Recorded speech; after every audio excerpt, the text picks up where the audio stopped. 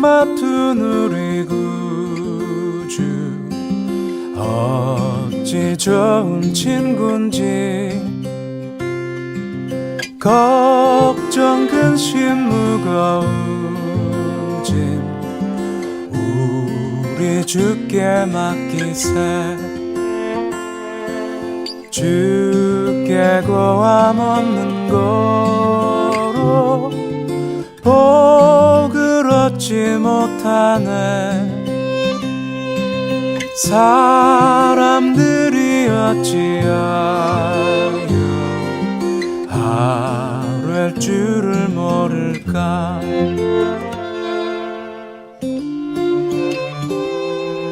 시험 걱정 모든 괴로움 없는 사람 누군가 부질없이 낙심 말고 기도드려 하루새 이런 진실하신 친구 찾아볼 수 있을까 우리 약함 아시오니 어찌 아니하랄까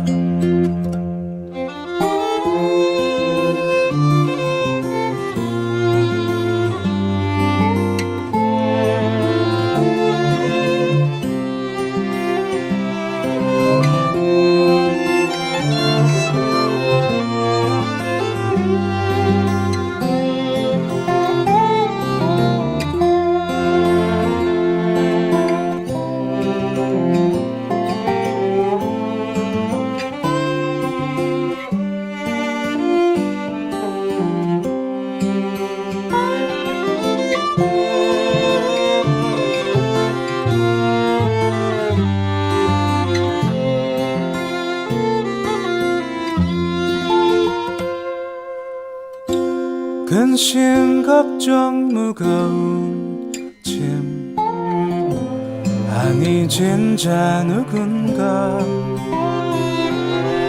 비난 처는 우리 예수 주께 기도드리세 세상 친구 멸시하고 너를 조롱하여도 예수 품에 안기어서 참된 위로 받겠네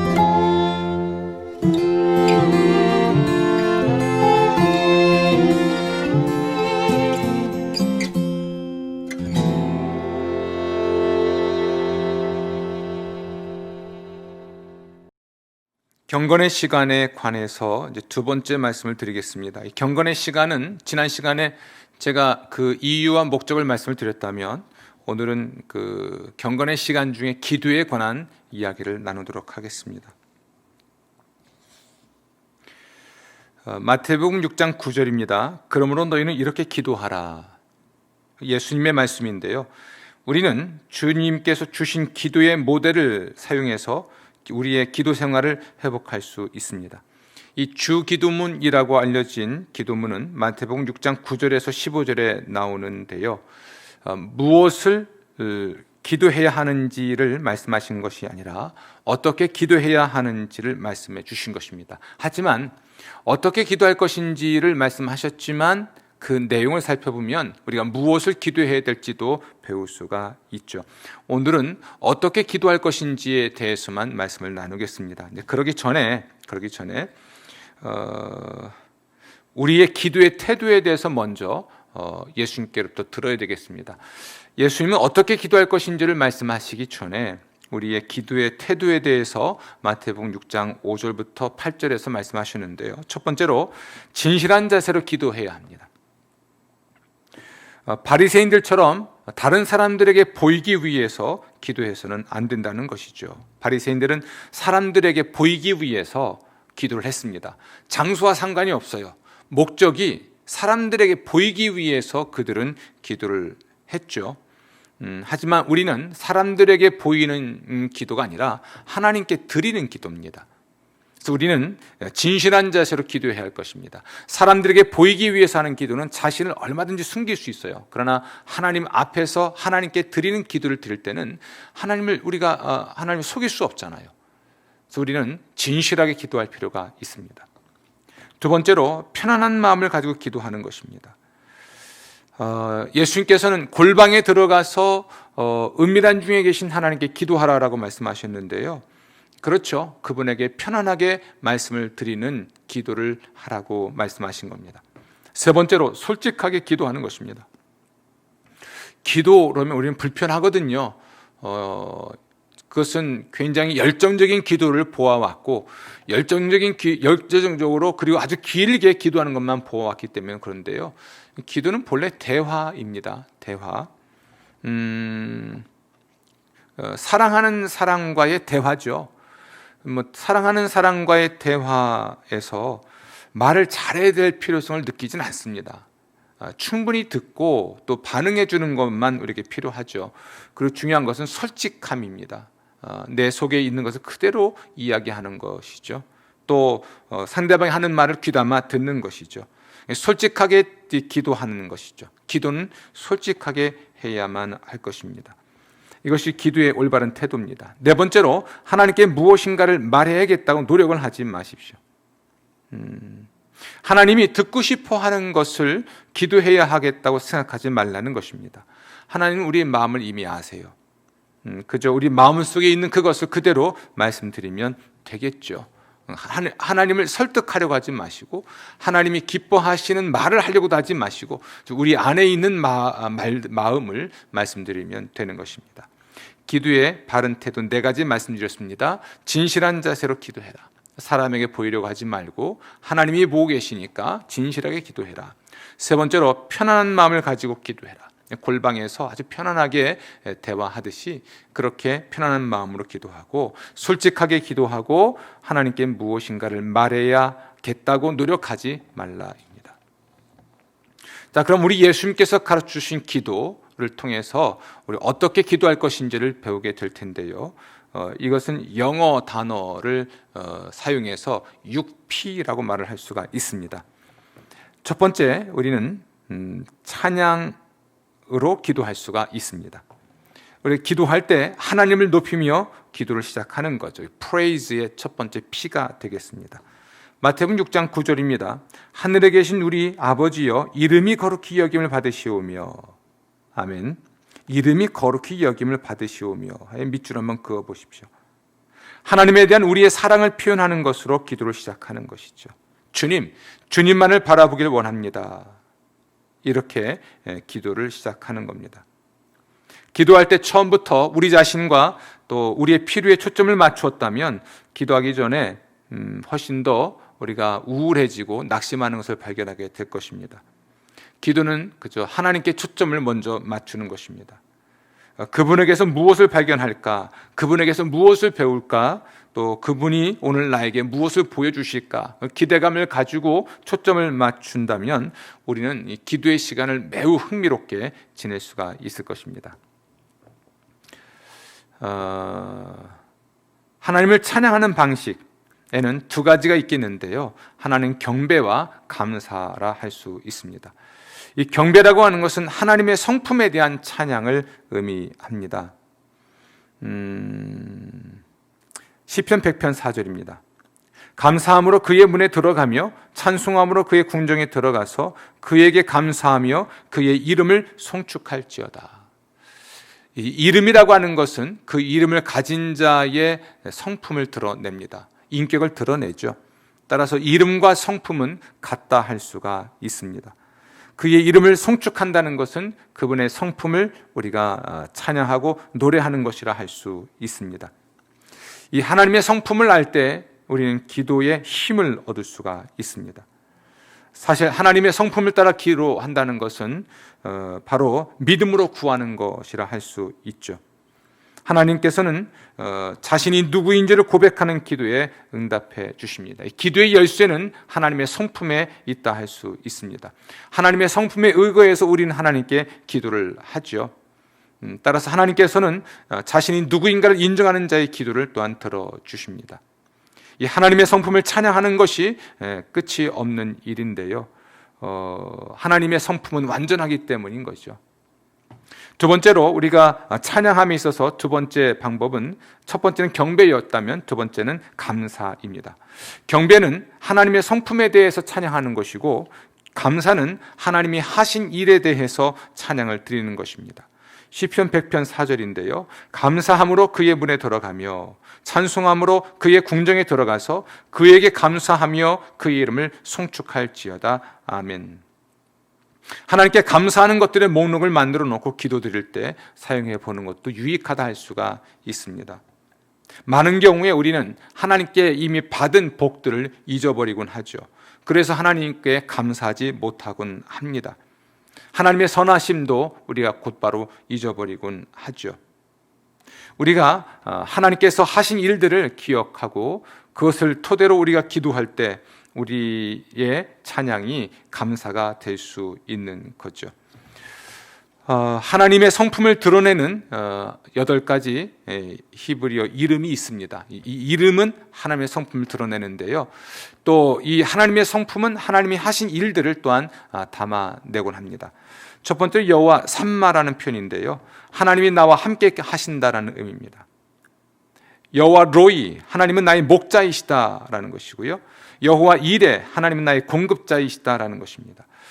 예를 들어 보겠습니다. 우리가 여호와 삼마라고 하는 하나님의 이름을 근거로 기도한다면 하나님이 여기 계신다, 나는 절대로 혼자가 아니다, 이렇게 말을 할 수 있겠죠.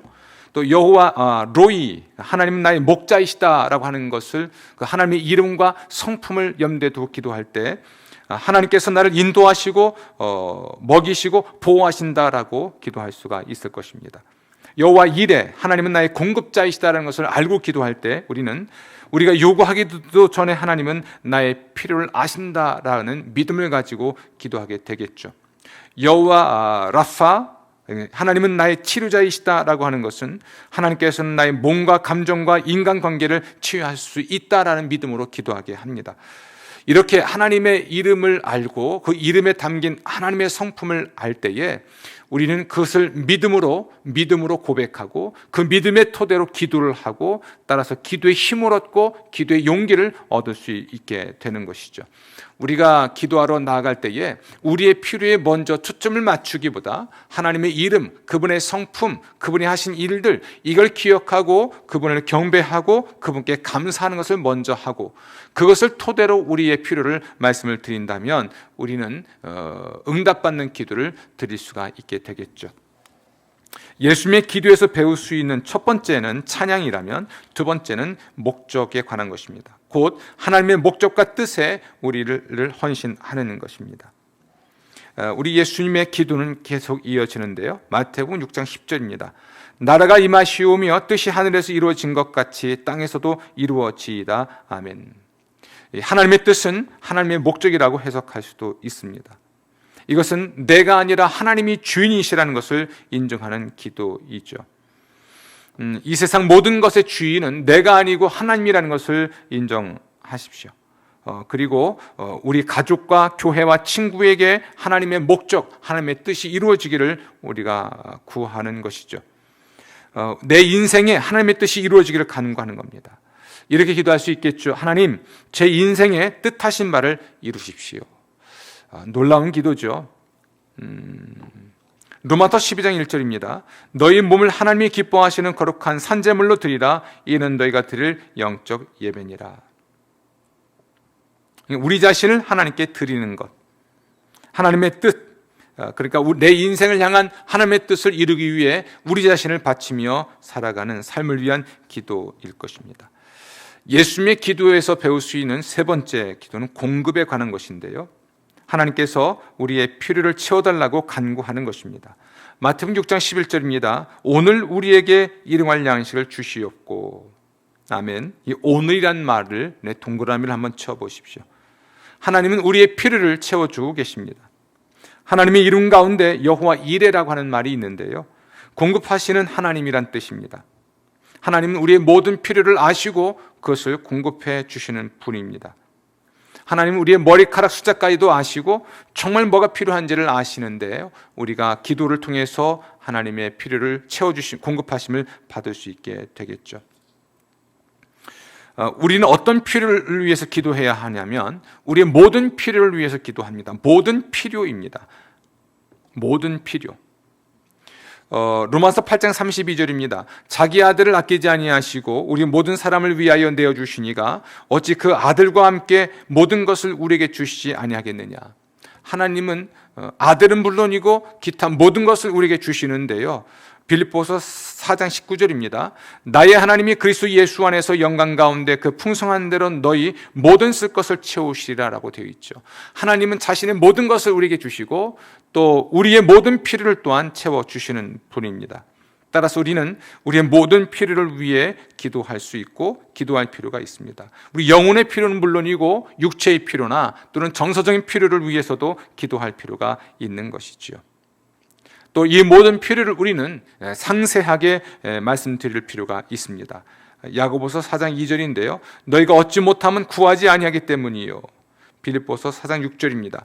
아무것도 염려하지 말고 다만 모든 일에 기도와 간구로 너희 구할 것을 감사함으로 하나님께 아뢰라. 아멘. 상세히 말씀드릴 필요가 있습니다. 대충 말씀드리지 마시고 아주 구체적으로 말씀을 드리십시오. 디테일하게 말씀드린다고 하죠. 조목조목 차근차근히 말씀을 드리십시오. 하나님이 우리의 모든 필요를 아시는데 구태여 말씀드릴 필요가 있을까요? 물론 하나님은 우리의 모든 필요를 아십니다. 우리가 하나님께 기도하기 전에 우리에게 필요한 것이 무엇인지를 다 알고 계세요. 또 우리가 뭔가를 필요하다고 자꾸 말씀을 드리지만 사실은 그것이 아닌 것도, 정말 내가 필요한 것이 아닌 것도 알고 계십니다. 그러나 기도라고 하는 것은 하나님께 나를 맡긴다는 나의 선언이에요. 하나님께 나를 맡긴다는 것이죠. 하나님, 저는 오로지 하나님만을 의지합니다. 나의 지혜나 산업이나 돈이 아니라 하나님께 저를 의탁합니다라고 기도하는 거예요. 이게 기도거든요. 나의 모든 필요를 하나님이 아시죠. 그러나 기도라는 것은 나의 모든 걸 그분에게 의탁한다는 선언이니까요. 아시지만 나 자신을 하나님께 의탁하고 그러므로 하나님이 돌보시고 책임지실 것을 간구하게 되는 것입니다. 그래서 우리가 필요로 하는 것들의 목록을 좀 만들고 자세히 쓸 필요가 있어요. 제가 매년 우리 신년 예배가 되면 꼭 당부하는 게 있죠. 그 한 해 동안 응답되어야 할 기도 제목을 꼭 3가지를 쓰십시오라고 말씀드리거든요. 이 3가지를 써서 하나님께 봉헌하십시오. 또 예물과 함께 봉헌하시고 한 해 동안 기도하십시오. 하나님이 응답하실 것입니다. 이렇게 말씀드렸어요. 한 해 동안 하나님께서 응답하셔야 될 일들이니까 우리 인생에 있어서 올 한 해 동안 반드시 이것이 이루어져야 된다고 여기는 것들이니까 우리가 기도하는 것이고 하나님이 또한 응답하시겠죠. 또 제가 그것을 위해서 1년 동안 기도하겠다고 말씀을 드리기도 했고요. 지금 이 이야기를 하고 있는 시점도 2020년 12월 오늘이 20일이죠. 20일, 26일이겠네요. 26일, 25일, 26일이겠네요. 그 날이겠는데요. 26일이겠는데요. 한 해를 마무리할 뿐만 아니라 새해를 준비하면서 한 해 동안 하나님이 어떤 것을 응답하셨는지 이렇게 우리의 우리의 필요를 간구하는 기도 제목을 이제 연초에 쓰고 또 연말에 가서 살펴보고 하나님이 어떻게 응답하셨는지 또는 1년 중에 언제 응답했는지를 기록해 놓고 나면 하나님이 확실히 응답하신 것을 알 수가 있죠. 많은 사람이 하나님의 공급하심을 기대하고 기도하지만 그걸 잊어버려요. 그래서 기도 제목을 꼭 쓰고 또 하나님께 봉헌도 하고 함께 하나님께 예물도 드리고 그리고 한 해 동안 기도하고 또 교회가 또 목회자가 기도하면서 하나님이 이걸 어떻게 응답하시는지를 바라보는 것은 아주 흥미로운 일이라 할 수 있습니다. 예수님의 기도에서 배울 수 있는 기도의 방법, 이렇게 기도하라. 우리 용서에 관한 기도를 드릴 수 있습니다. 하나님께서 나의 죄를 용서해달라고 간구하는 것이죠. 마태복음 6장 12절인데요. 우리 죄를 사하여 주옵소서라고 기도하게 됩니다. 용서를 위한 기도는 네 단계를 거치게 되어 있습니다. 제일 먼저 성령께서 모든 죄를 드러내 달라고 기도하는 것입니다. 시편 139편 23절부터 24절입니다.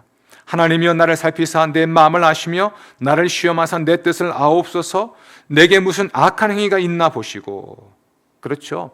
하나님의 눈으로 나를 볼 수 있게 해주십시오라는 기도를 드리는 것입니다. 우리가 용서를 위해 기도할 때는 우리에게 있는 죄를 분명히 깨달아야 합니다. 정직한 마음으로 하나님께 나아가면 하나님은 내가 지었던 죄를 밝히 보여주십니다. 이걸 알고 나면 우리가 회개할 수 있게 됐죠. 따라서 용서를 구하는 기도의 첫 번째 단계는 성령께서 모든 죄를 드러내달라고 기도하는 것입니다. 두 번째 단계는 각각의 죄를 구체적으로 고백하는 것입니다. 잠언 28장 13절입니다. 자신의 죄를 숨기는 자는 형통하지 못하나 죄를 자복하고 버리는 자는 불쌍히 여김을 받으리라. 아멘.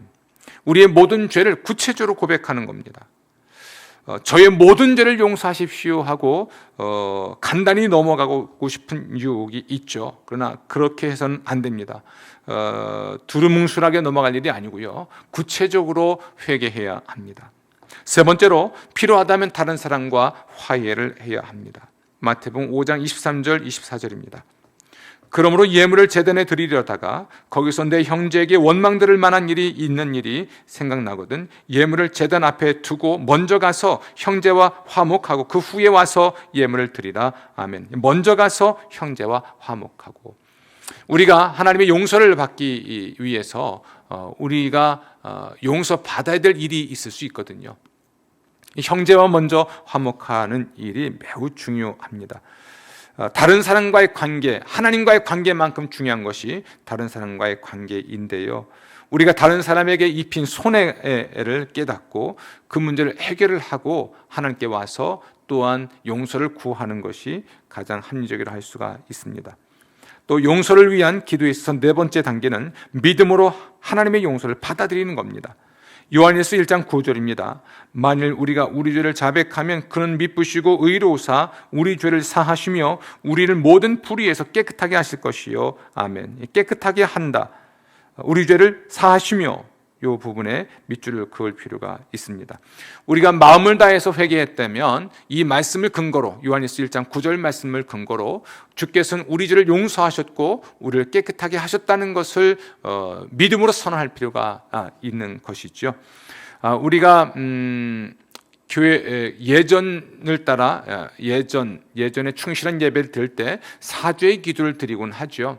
그때 마음을 다해서 한 주 동안 지었던 죄를 회개할 때 하나님께서는 예수 그리스도의 구속의 은혜를 통해서 우리의 모든 죄를 용서하십니다. 그때 우리 예배 집례자가 이런 말씀을 토대로 해서 당신의 죄는 용서받았습니다라고 선언을 하거든요.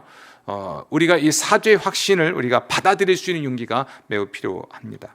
용서를 위해서 우리가 기도하는 데 있어서 필요한 네 가지 단계, 성령께서 모든 죄를 드러내달라고 기도하고 각각의 죄를 구체적으로 고백하고 필요하다면 다른 사람과 화해하고 믿음으로 하나님의 용서를 받아들이는 것입니다. 예수님의 기도에서 배울 수 있는 기도의 방식은 사랑과 관련된 것인데요, 다른 사람들을 위해 기도하는 것입니다. 마태복음 6장 12절입니다. 우리가 우리에게 죄 지은 자를 사하여 준 것 같이 우리 죄를 사하여 주시었고, 우리에게 죄 지은 자가 나오죠. 또 디모데전서 2장 1절, 나는 무엇보다도 먼저 모든 사람을 위해서 하나님께 간구와 기도와 중보 기도와 감사 기도를 드리라고 그대에게 권합니다 라고 사도 바울은 디모데에게 권면했습니다. 우리는 다른 사람을 위해서 기도할 필요가 있습니다. 여러분, 우리가 누군가를 위해서 기도할 때 하나님이 반드시 일하신다는 믿음이 필요합니다. 우리가 우리의 자녀들을 위해서, 사랑하는 사람들을 위해서 기도하기를 중단한다면 하나님이 그들을 어떻게 돌볼 수 있을지 한번 생각을 해 보시기를 바랍니다. 누군가를 위해서, 무엇인가를 위해서, 특별히 사랑하는 누군가를 위해서 기도해 왔지만 응답한 것 같지 않다고 여기서 포기하고 싶을 때가 있을 텐데요, 그렇지 않습니다. 포기하지 마시고 누군가를 위해서 계속 기도하시기를 바랍니다. 우리가 중보 기도를 위해서, 누군가를 위해서 중재하는 기도를 드리기 위해서 중재 기도 목록 또는 중보 기도 목록을 만들 필요가 있습니다. 그리고 그것이 응답된 날짜를 한번 써보십시오. 우리가 한 해 동안 또 기도하고 살면서 또 우리가 늘 기도하며 살 텐데 기도하고 잊어버리지 마시고 기도하고 기도한 것을 나중에 점검하면서 응답한 날을 살펴보면 하나님이 응답하시지 않은 것은 하나도 없다는 것을 알게 될 것입니다. 마지막으로 예수님의 기도에서 배울 수 있는 기도의 방식은 보호에 관한 것인데요, 하나님의 영적인 보호하심을 간구하는 것이죠. 마태복음 6장 13절입니다. 우리를 시험에 들게 하지 마시옵고 다만 악에서 구하시옵소서. 사실 우리는 매일 영적 전쟁을 치르며 살아가고 있습니다. 사탄은 또 악의 세력은 우리를 유혹하고 우리를 협박해서 신앙을 지키지 못하도록 만들곤 하죠. 요한일서 4장 4절입니다. 여러분은 하나님께 속하였고 거짓 예언자들을 이겼습니다. 이것은 여러분 안에 계시는 분이 세상에 있는 마귀보다 더 능력이 크기 때문입니다. 그렇습니다. 하나님이 마귀보다 능력이 더 크십니다. 우리가 기도를 하면서 하나님의 영적인 보호를 간구하게 되는데요, 그러므로 우리가 하나님을 신뢰하는 믿음으로 승리하고 기도할 때 하나님이 또한 악과 악의 세력을 물리쳐 주시는 것이죠. 그리스도의 삶은 본래 영적 전쟁입니다. 이 전쟁에서 승리할 때 현실 세계에서의 삶의 승리를 우리가 이룰 수 있겠는데요, 우리가 매일매일 살아가면서 이 싸움에서 승리할 수 있도록 기도하지 않는다면 우리는 아무런 대책 없이 하루를 사는 것이라 할 수 있죠. 사도 바울은 우리 그리스도인이 입어야 될 전신갑주를 이야기하면서 특히 기도를 강조했습니다. 구원의 투구와 의의 흉배와 진리의 허리띠와 말씀의 평안의 복음의 신발과 말씀의 검과 믿음의 방패로 표현된 우리 그리스도인들이 입어야 될 완전 군장을 말한 후에 기도할 것을 이야기하죠. 기도할 때 이 전신갑주를 입을 수 있고 지킬 수 있다는 것이죠. 영적 전쟁에서 승리할 수 있다는 것입니다. 우리는 예수님이 가르쳐 주신 기도의 모델인 6P를 모두 살펴봤습니다. 첫 번째는 찬양, praise, 두 번째로 purpose, 목적이 가는 것이고, 세 번째는 provision, 이건 공급에 대한 것이고, 네 번째 pardon, 용서에 대한 것이고, 다섯 번째 people, 중보기도이고, 여섯 번째는 protection, 보호에 관한 것이었습니다. 기도는 우리가 하나님과 대화할 수 있는 유일한 채널입니다. 또 하나님은 그 기도를 통해서 우리에게 말씀하시죠. 기도로 승리하시고 기도로 기쁨을 누리시기를 주의 이름으로 축원합니다. 기도할 수 없을 만큼 바쁘다면 너무 바쁜 것입니다. 기도하겠습니다. 주여, 저희들이 기도하며 살아가게 하시고 경건의 시간에 기도하면서 승리를 누리게 하여 주옵소서. 감사하옵고 예수님 이름으로 기도합니다. 아멘.